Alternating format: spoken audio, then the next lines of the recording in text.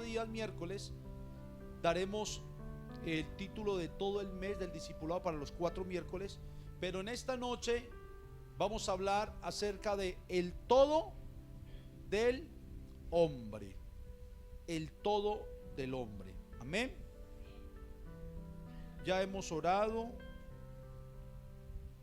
Ahora les invito a que abran la escritura en Eclesiastés capítulo 12.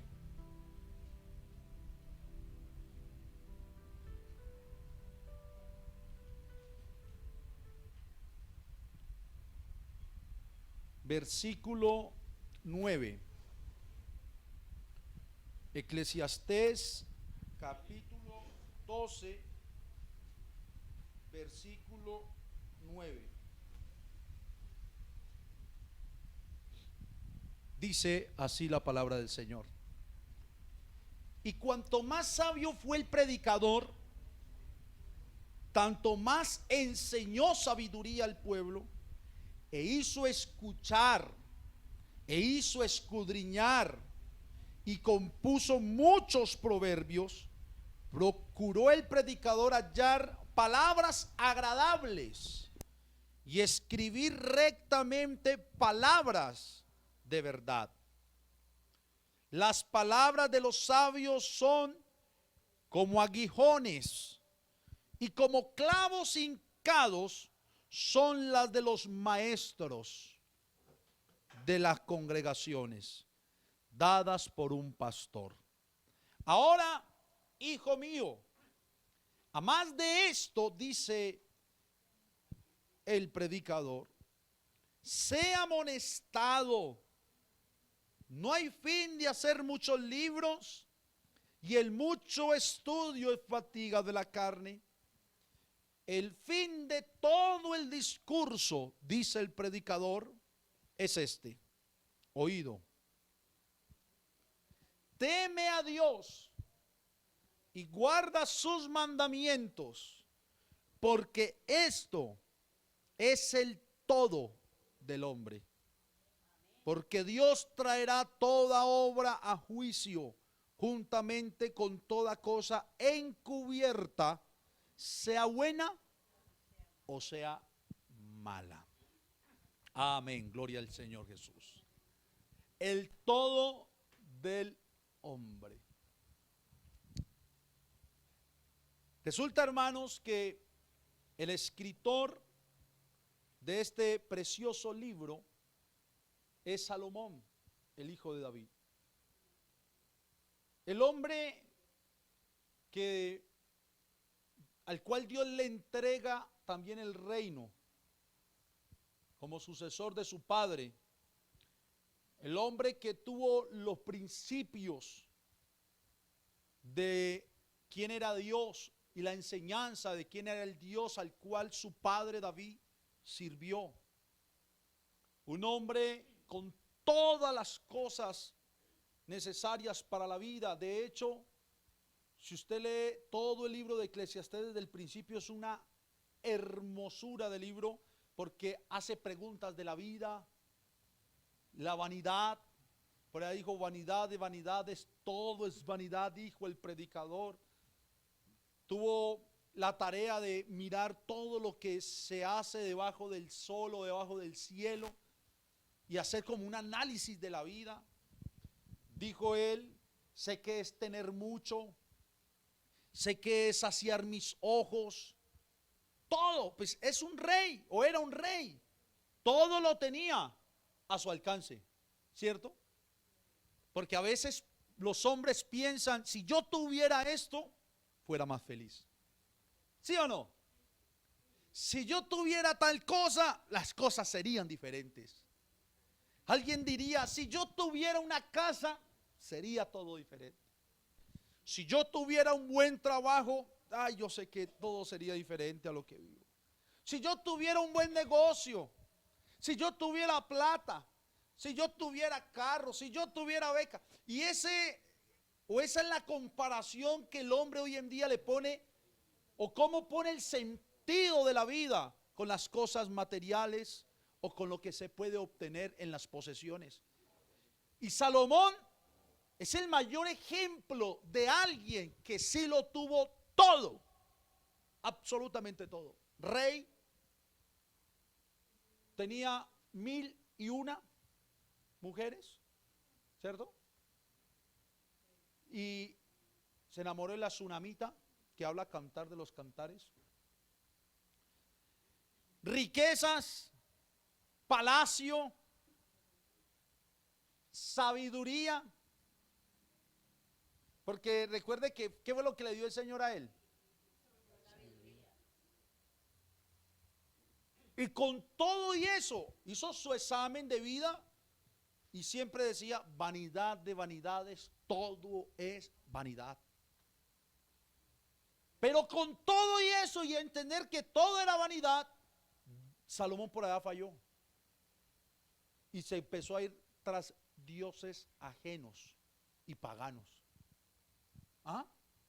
El hombre que tenía el principio de la sabiduría, el hombre al cual Dios le había hablado, el hombre al cual Dios había puesto como rey, el hombre que tenía ejemplo de su padre, empezó a torcerse en lo que Dios quería que hiciera, comenzó a desviarse e irse en pos de dioses paganos por las mujeres que tenía.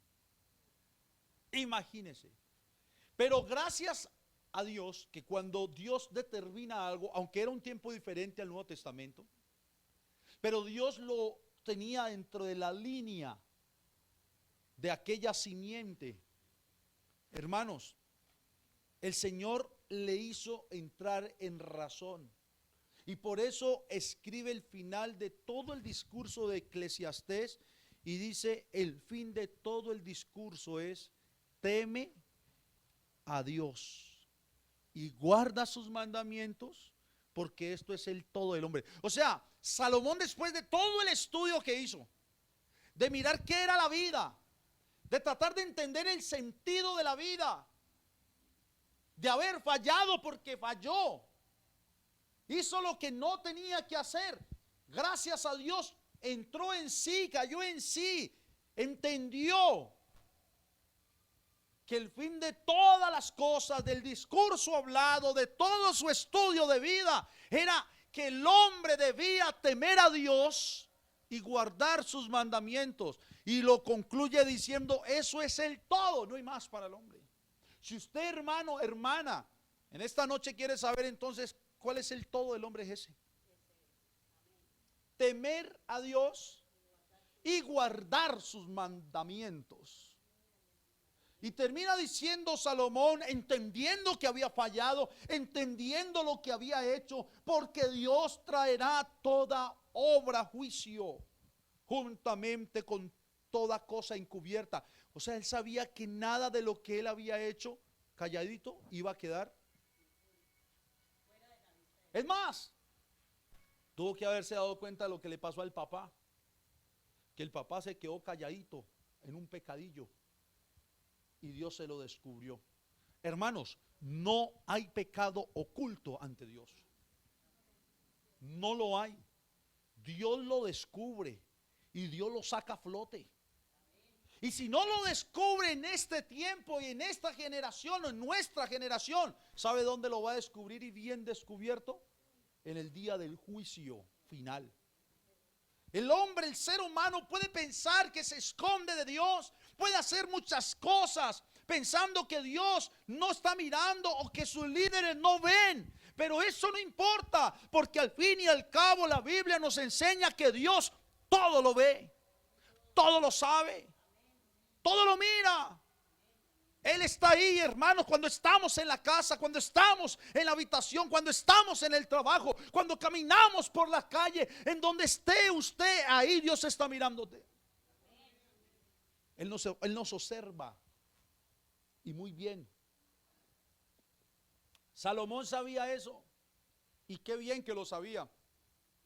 Y sabía muy bien también las fallas que había tenido, por eso termina dando esa palabra final del discurso, teman a Dios y apártense del mal, o teman a Dios y guarden sus mandamientos. Mire cómo dice la versión israelita.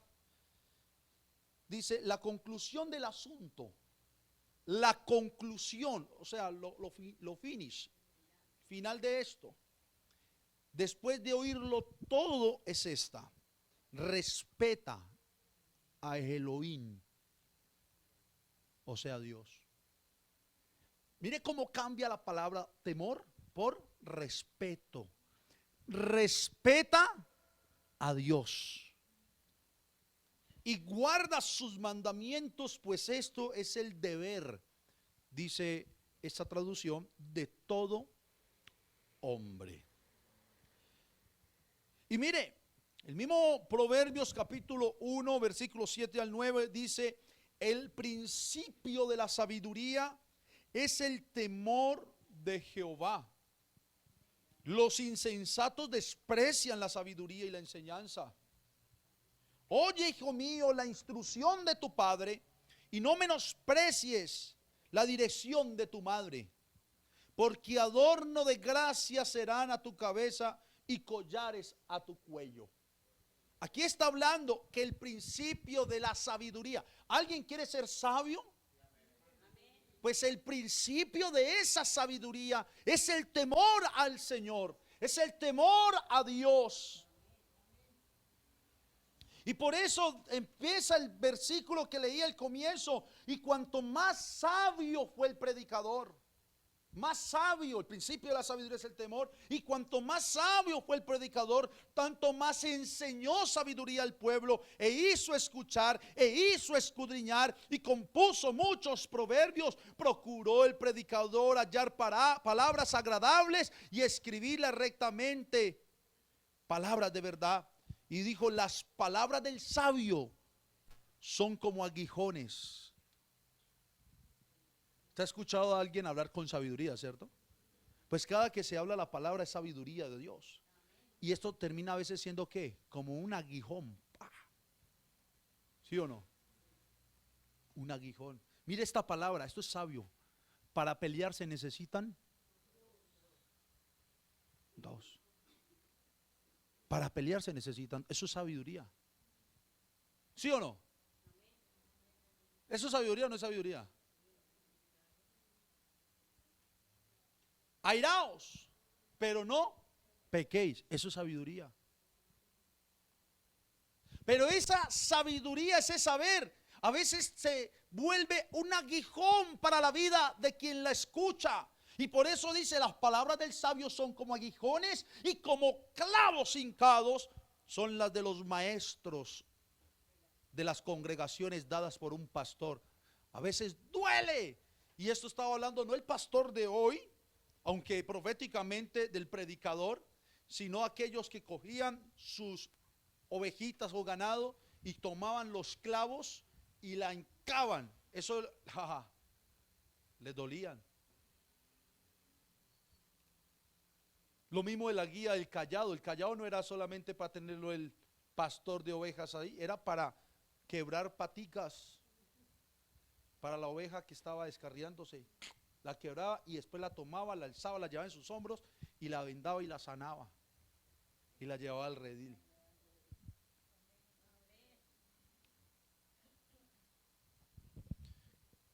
Cuando se habla de temor a Dios, debemos hacer una distinción: el temor servil y el temor filial. Fue una distinción que hizo Lutero en su momento. El temor servil es una especie de temor que un prisionero en una cámara de tortura tiene para con su torturador, el carcelero o el verdugo. O sea, es este tipo de terrible ansiedad en la que alguien se asusta por el peligro claro y presente que representa a otra persona. O es el tipo de miedo que un esclavo tendría en manos de un amo malicioso que viene con el látigo para atormentarlo. Servil se refiere a una postura de servidumbre hacia un propietario malévolo. O sea, es ese tipo de temor, es un temor de pavor y de miedo por un amo malévolo que viene a castigar, o como dice y dijo Martín Lutero, como alguien que está en una prisión y va a recibir la tortura. Es un miedo, temor. ¿Qué me va a pasar? ¿Qué me van a hacer? Pero Lutero hizo una distinción para hablar acerca del temor y dijo, pero el temor del cual se habla en la escritura no es ese tipo de temor. Porque imagínense todos amedrentados teniéndole miedo y un pavor a Dios. ¿Cómo caminaríamos? Eso sería un yugo para uno. ¿Sí o no? ¿Alguien sabe qué es tenerle miedo a un hombre? ¿Al ser humano? ¿Por algo que pueda hacer? ¿Sí? Ahora imagine pensar un temor al Dios Todopoderoso, pero temor desde el miedo, desde la opresión, desde el castigo. Ese tipo de temor servil. Pero Lutero dijo, ese no es el tipo del temor que se está hablando en la escritura. Él dijo, el temor es más bien, y lo comparó como un temor filial. El temor filial viene del concepto latino del cual lo tenemos la idea de familia. Se refiere al temor que un niño tiene por su padre. En ese sentido, Lutero estaba pensando que un niño que tiene un gran respeto, me gusta la palabra respeto, y amor por su padre o madre, y que realmente quiere complacer a papá y a mamá. Tiene temor o ansiedad de ofender a quien ama, no por miedo a una tortura o incluso a un castigo, sino más bien porque tiene miedo.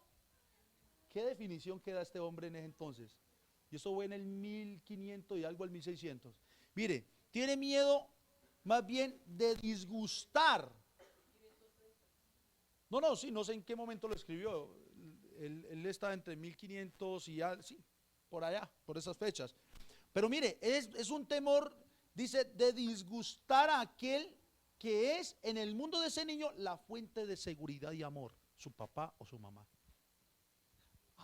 Cuando uno lo escucha de esta manera, ya lo entiende de otra manera. Es el temor de respeto, y es un temor reverente, y es un temor de amor por ese ser a quien ama, no quiere hacerle un disgusto. Y eso es el temor que un hijo de ese, porque también se ve en los hijos.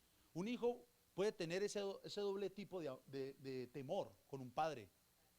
Un temor porque sabe, mi papá es un gran hombre o mi mamá es una gran mujer, y una mujer, un hombre de respeto, de autoridad, y yo no quiero desagradar, ofender a papá o a mamá o hacer algo que no les guste, bueno, a otro tipo de temor de un niño que diga, mi papá es un torturador, porque hay hijos que los padres los cogen como si fueran presos políticos, o animales. Sí, y ahora años sí que se veía una cosa de esas.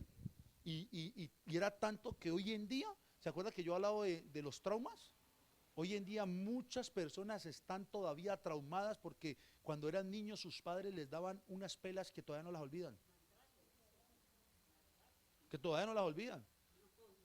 Yo conozco un familiar que una pela que le pegaron fue tan brava de niño y yo tuvo que haber sido hace más de 40, 50 años.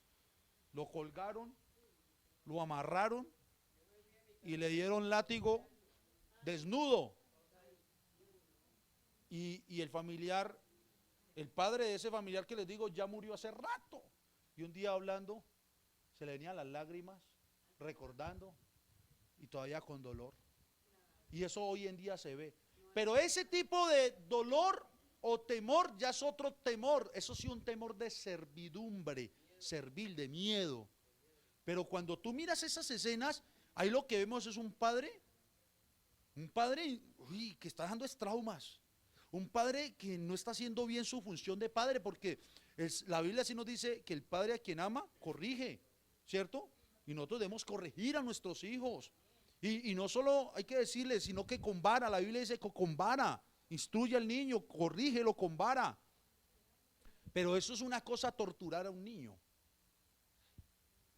Así mismo es con Dios. Dios, nuestro Dios, es el Padre nuestro. Y hermanos, créame que Él a sus hijos no los tortura, aunque nos corrija y con vara. Pero Él no nos tortura. Todo lo que Dios hace para nosotros, y lo vimos el domingo, termina para bien.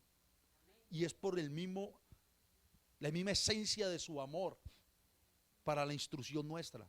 Pero ahí es donde nosotros como hijos debemos entender entonces ese tipo de temor. Y es un temor, como dijo Lutero, más bien filial que servil. Un temor en donde sabemos que tenemos al Dios Todopoderoso, al cual amamos. Hermanos, yo creo que usted y yo estamos aquí no por fuerza, no porque nos obligó a alguien. Estamos aquí por amor a Dios, al Dios que vino un día a esta tierra en carne y ofrendó su cuerpo para hacer sacrificio vivo por cada uno de nosotros. A ese Dios que vino y nos enamoró. Él nos enamoró. Él nos buscó. Él nos llamó. Y Él nos dio una entrada a su reino eterno para estar con Él. ¿Cómo no amarlo? ¿Cómo no amar a este Dios? ¿Cómo no entregar nuestra vida completamente? ¿Y cómo no temerle? Pero desde ese temor de amor, de respeto. Por eso cuando caminamos, no caminamos como sabiendo que hay un oficial con una pistola ahí mirándonos como Dios oficial a punto de a ver qué va a hacer y te pega un tiro. No, caminamos con temor, sabiendo que cada paso que dé, por amor al Dios que me amó primero, yo le quiero agradar en todo. Y por eso me muevo con cautela en este mundo de peregrinaje llamado Valle de Sombra y de Muerte. ¿Sí ve la gran diferencia de ese tipo de temor? El cual nosotros debemos tener claro. Es un temor de amor. Una vez alguien me hizo la pregunta, o sea que a Dios hay que temerle. Claro, la palabra temor parece de miedo, pavor. Y yo decía, no. Pero para mí al principio fue complicado entenderlo. Si hoy lo logramos entender, gloria a Dios. Pero para mí fue complicado entenderlo. Porque lo vemos no como miedo, temor de miedo. Esto no es un temor de miedo. El principio de la sabiduría es el temor a Dios, es el respeto a Dios, es el amor a Dios. Y ya va a ver por qué. San Juan capítulo 14 versículo 15.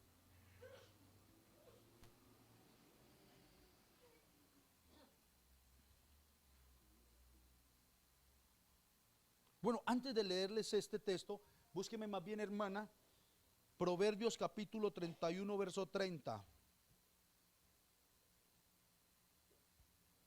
Hay un ejemplo para las mujeres que está en este libro de Proverbios. Mire lo que dice.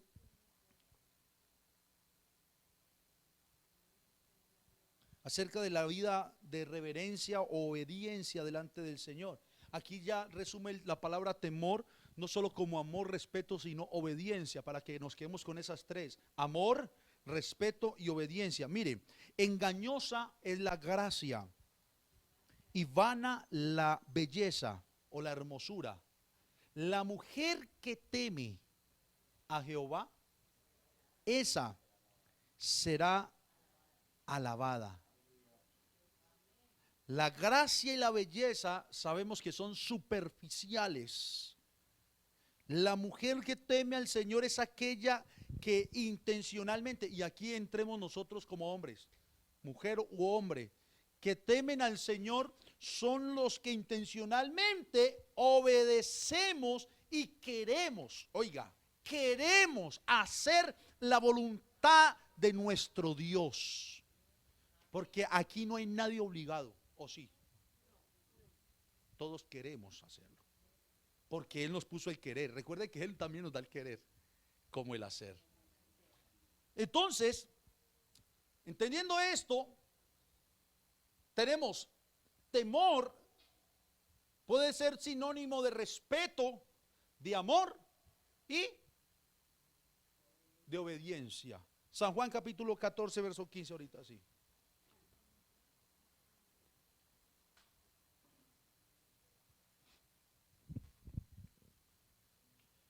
Si me amáis, dijo Jesús, guardad mis mandamientos. Listo. Estamos, y vuelva otra vez, hermana, a Eclesiastés capítulo 12, versículo 13. El fin de todo el discurso oído es este: teme a Dios, respeto, ámalo y obedece. Eso es lo que está diciendo Salomón en otras palabras. Y le conecta otro ingrediente que no podía quedarse aparte, para que con ese ingrediente nos demos cuenta si estamos en el primero, en el temor a Dios. Guarda sus mandamientos. Ahora, entonces vamos a decir, los 10 mandamientos de la ley mosaica. Yo no solo le diría los 10, yo le diría todos los mandamientos comprimidos, tanto en la ley mosaica como lo que dijo Jesús en la ley espiritual.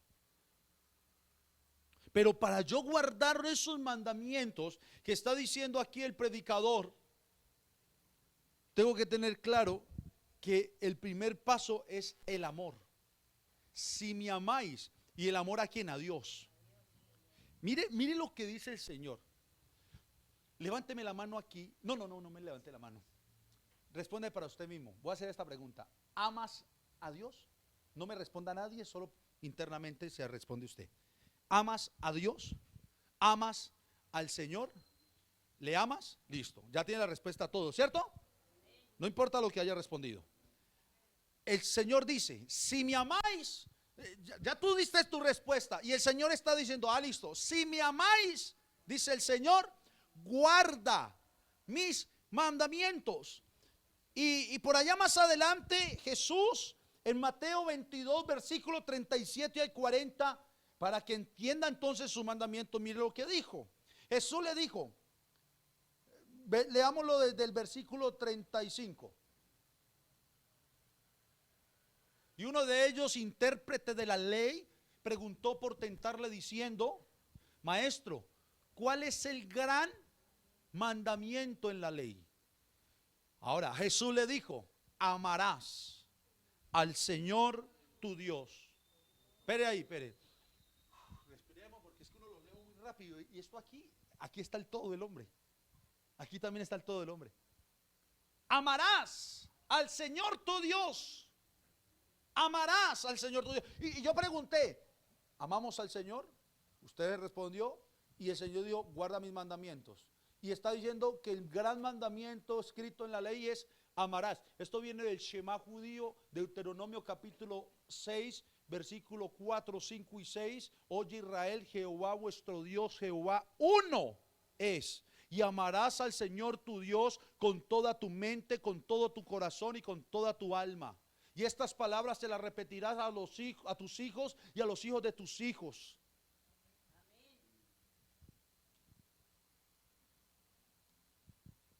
¿Amamos al Señor? Aquí está el juego de palabras. Guardamos sus mandamientos. Y su mandamiento es: ámame. O sea, ¿qué es un mandamiento? Es un mandato. Y un mandato es lo que Él, como Rey Supremo, que legisló y decretó su palabra, todo lo que en su corazón estaba para el hombre está aquí escrito. Y Él está mandando, Él le manda al hombre: hombre, ámame. Eso está diciendo Dios: ámame. Amarás al Señor tu Dios. Ya. Ahora nos pregunta ya a nosotros como hombre: ¿me amas? Y le dijo eso a Pedro: Pedro, ¿me amas? Y ya Pedro estaba: Señor, tú sabes todas las cosas. Guarda mis mandamientos. Y ese mandamiento es amarlo a Él con todo el corazón, con toda el alma, toda tu alma, y con todas tus fuerzas, o toda tu mente. Mire, corazón, alma y mente, los tres términos sinónimos de lo mismo, por no decirles con todo su ser. Ahora vuelvo y pregunto: ¿amamos a Dios con todo nuestro ser?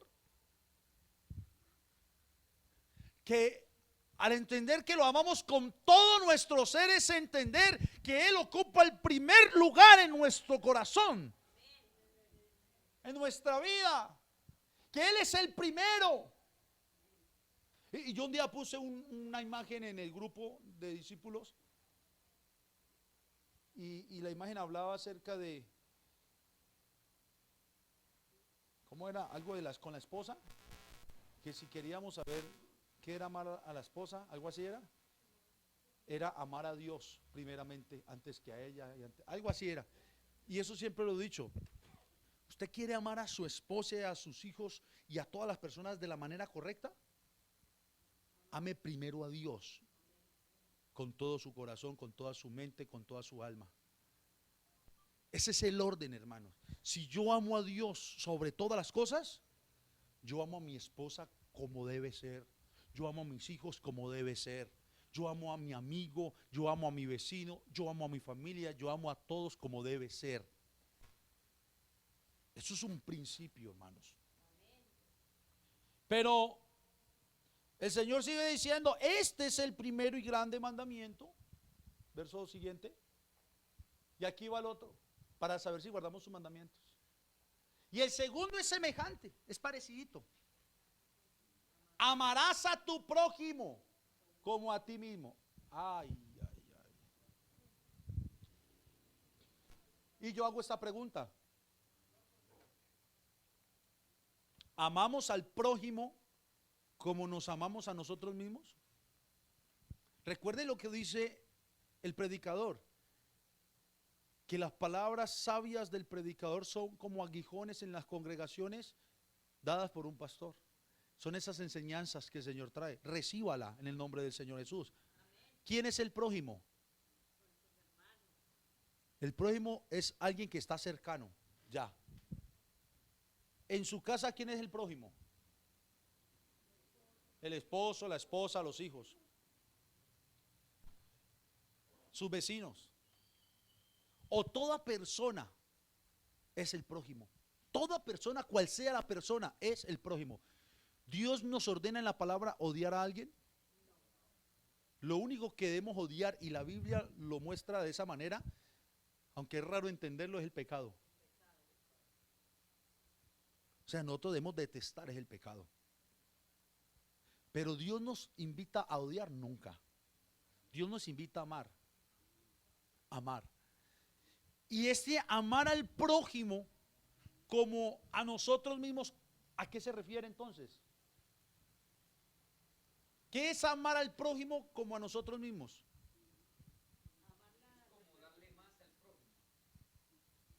No.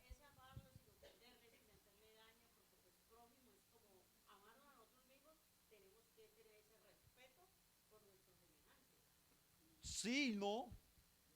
¿Quién da más? A ver, hermano Henry. ¿Qué es amar al prójimo como a nosotros mismos? No. Sí, no. Sí, no. Puede decir dejar todo y darle al que más necesita. No. ¿Ah? Como Dios nos ama. Sí, pero también no.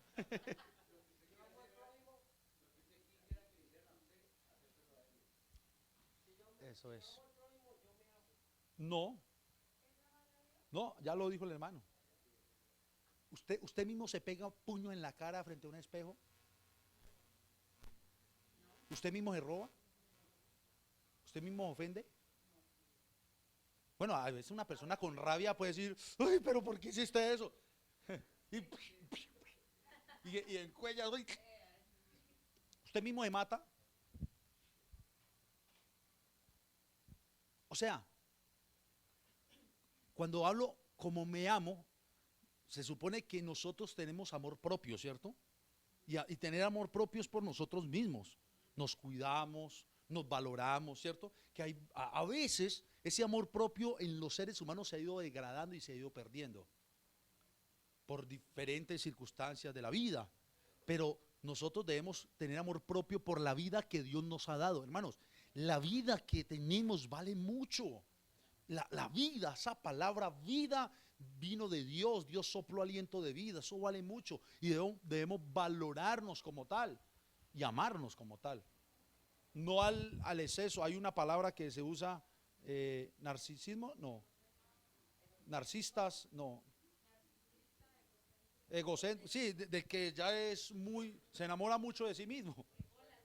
Ególatras, cosas así. No, dentro de lo equilibrado. Pero lo que está diciendo el Señor es: el primer mandamiento es: ama a Dios primeramente, con todas tus fuerzas, con toda tu mente, con todo tu corazón, con toda tu alma. Y el segundo es semejante, es parecido: ama también a tu prójimo, o sea, a todos, como nos amamos a nosotros. O sea, como es usted con usted mismo, es la respuesta de cómo es con los demás. Bueno, siguiendo el orden bíblico. Y no se están, hay gente en el mundo que con ellos mismos, fatales. ¿Cómo van a ser con los de afuera? No. A veces muestran un fatalismo porque con ellos mismos no son capaces de tener un amor propio, con los de afuera tampoco. A veces sí puede pasar de que hay alguien que no, pero eso ya son apariencias para con los demás.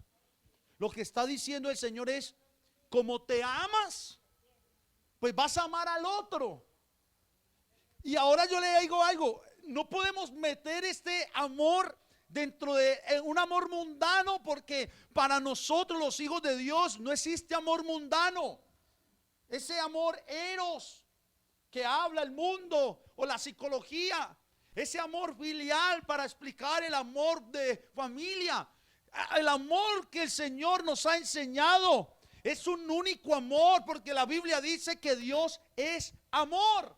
Es el amor ágape de Dios. Es ese amor que dice la palabra que fue derramado, lo derramó, lo vació en nuestros corazones. Es el amor que todo creyente tiene que tener. No es que si quiere, tenemos que tener ese tipo de amor.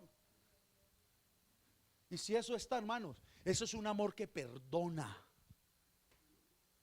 Es un amor que soporta.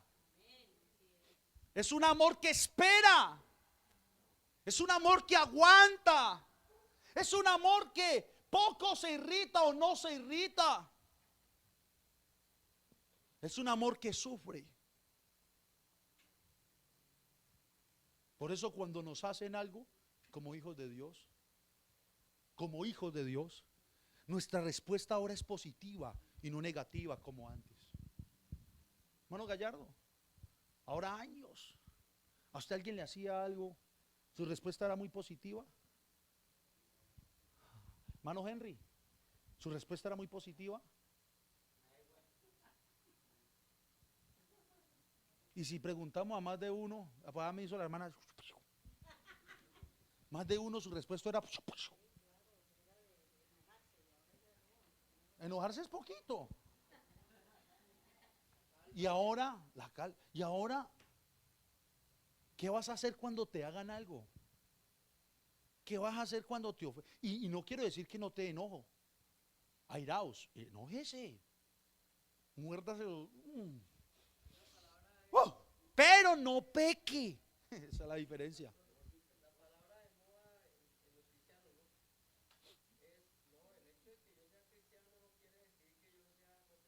Claro, son frases, pero Dios nos, yo también la dije un día, pero Dios nos tumba todas esas frases, poco a poco. Ahorita le decía a la hermana Lorena, le decía a ella, le decía: oiga, yo estos días y miro cosas que Dios hace, y yo digo: gracias, Señor. Mire, y le voy a decir algo: cuando Dios comienza a trabajar con tu vida, tú ni te das cuenta cómo Dios está trabajando.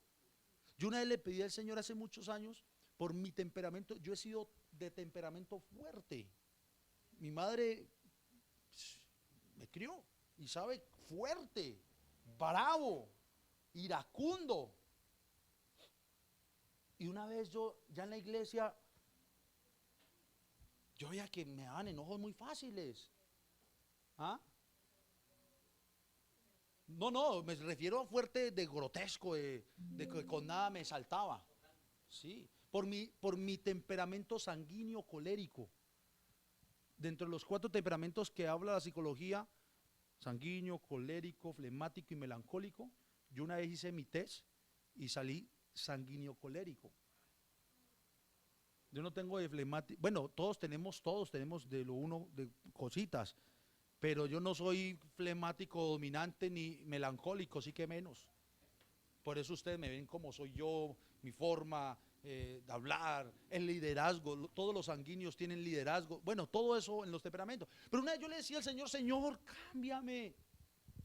Mira, y le dije una vez a un amigo, yo quiero que me ayude a orar. Yo quiero que me cambie el Señor ese temperamento. Y una vez pensé así, yo no quiero ser más sanguíneo, colérico, lo que yo había aprendido de eso. No. Y me dijo, ese hermano me dijo, no, hermano, tú tienes que decirle al Señor no que te cambie el temperamento.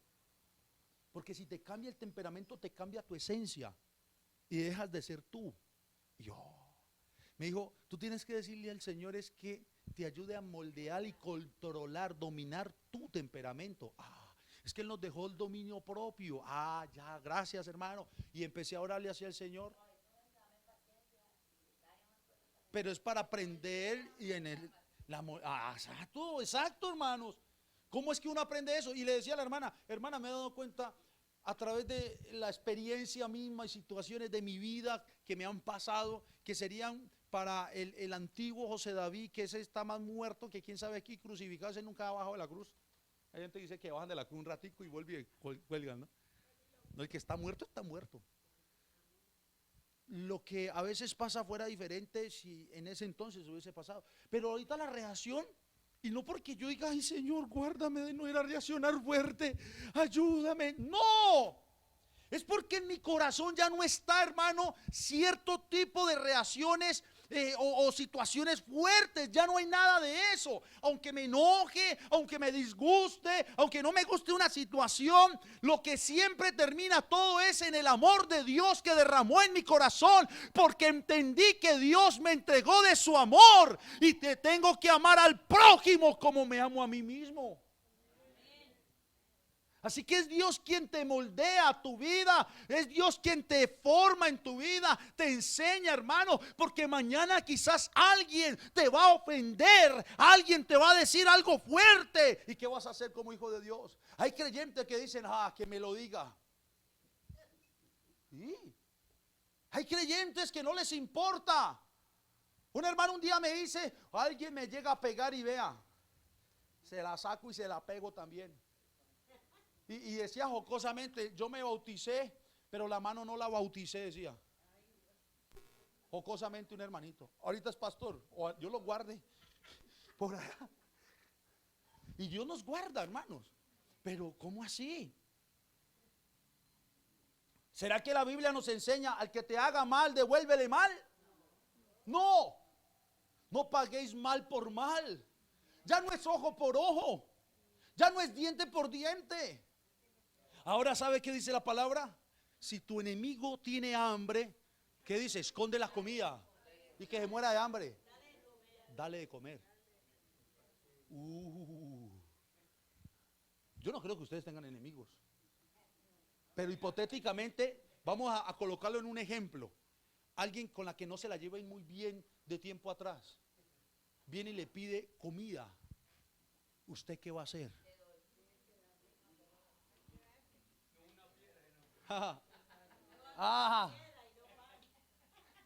No una piedra.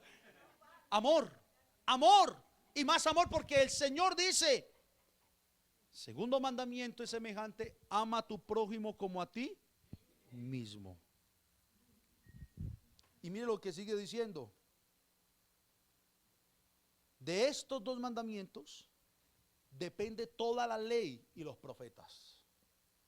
Claro, hermanos. Si yo amo a Dios sobre todas las cosas y amo a mi prójimo, al que está cercano, quien quiera que sea, como a mí mismo, yo cumplo toda la ley de Dios y lo que los profetas ordenaron. Y ahí métase ahorita así al título de este mensaje: cumplo el todo del hombre. ¿Y sabe cómo vas a vivir? ¿Sabe cómo van a vivir? ¿Sabe cómo voy a vivir? Gozosos. ¿Sabe cómo vamos a vivir? Con la frente en alto. ¿Sabe cómo vamos a vivir? Como hijos de Dios, entendiendo que el todo nuestro no son las posesiones económicas, no es lo material, no son paseitos, no es plata, no son cosas de este mundo, sino que el todo de nosotros es el amor, el respeto, la obediencia a Dios y el guardar sus mandamientos. Y es amarlo a Él y amar al prójimo. Ahí está todo. Mire. Y a veces nos enredamos, hermano. ¿Y cómo hago para obedecer a Dios? Ahí está. Teme al Señor tu Dios. ¿Y cómo? Ámalo. Respétalo y obedece. ¿Y qué más hago? Y sus mandamientos. Ay, y Él dijo, ámame con todo tu corazón, con toda tu mente, con toda, o sea, ámame sobre todas las cosas. Ay, pero yo amaba a mi hijo mucho, mucho. Pues síguelo amando.